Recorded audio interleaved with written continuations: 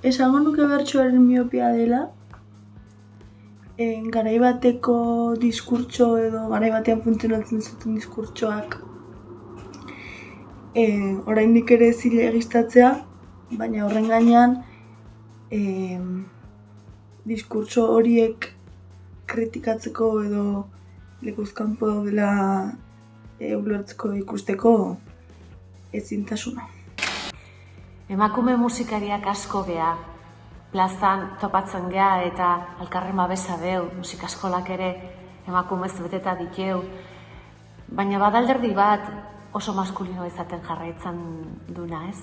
Kontzertuak ematea jute geanen, antzoki baten sartzen baldin magea, horratzean dauden bai zuzendari artistikoak, koordinatzaileak, soinu teknikariak, argi teknikariak, gizonezkoak izaten jarraitzen dute.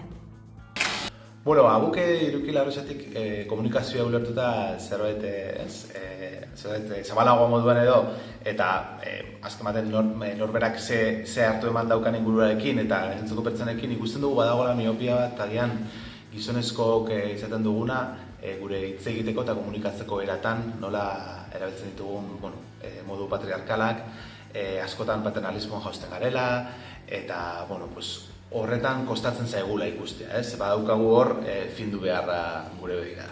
Gure alorrean, komedian, betidanik hain maskulinoa izan den alor batean, nik uste dut miopiarik handiena itxutasuna ez esateagatik, dala jarraitzen dugula beti erreferente eta adibide maskulinoetara jotzen, ez?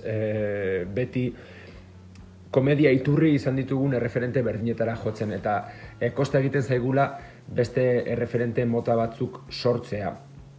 Eta horrekin lotuta, nik uste dut baita ere adibiderik garbiena edo miopia nagusiena izango litzatekeela baita ere